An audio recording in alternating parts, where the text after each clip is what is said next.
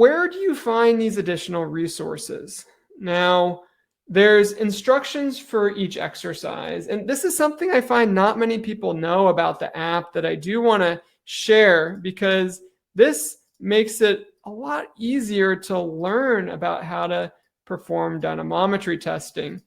And you can see here in the app, if you go to the back page and you're now on this home screen, go to the library.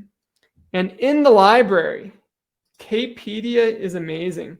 If you want to know what RSI is, click on that, and you have the interpretations of each aspect of the reactive strength index. And these are the definitions.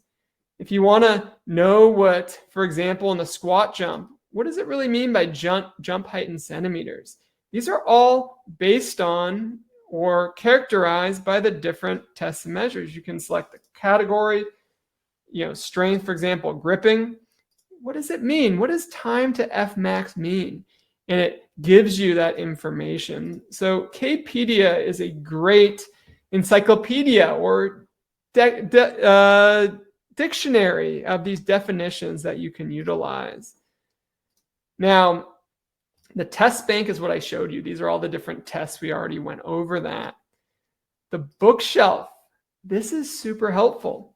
You have all the different literature that is cited, that some of them are not open access, so you cannot access them. But some of them, if you hit view more and you hit continue, you do have availability for open access articles to be able to read some of this research, some of this data, some of these articles. This is fascinating. Helps you educate yourself on all this knowledge and information. And for counter movement jumps, download this ebook. And now I'm going to go ahead and share the screen again on this book, and you'll be able to see all this information or all this data. Let me share 1 second.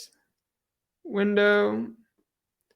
Oh, I guess I guess I can't share that one, so I'll just share the app. But you'll have an ebook in here that you can download that gives you all the procedures and step-by-step everything that you need to know about counter movement jumps, the procedures and testing. So this library is really a tool that is helpful to aid in the learning process of all these apps.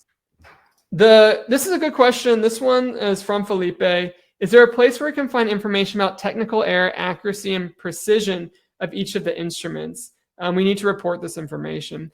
Each instrument does have a technical specification guide, and that will have all that information that is available.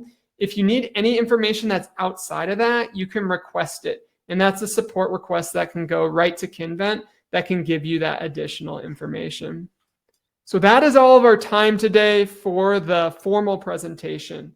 I thank you for joining me and going in depth into this beginner and starter process of how to utilize these tools. And I thank you everyone for coming out and enjoy the products, have fun with them. I love utilizing and using them, and so I hope you do as well.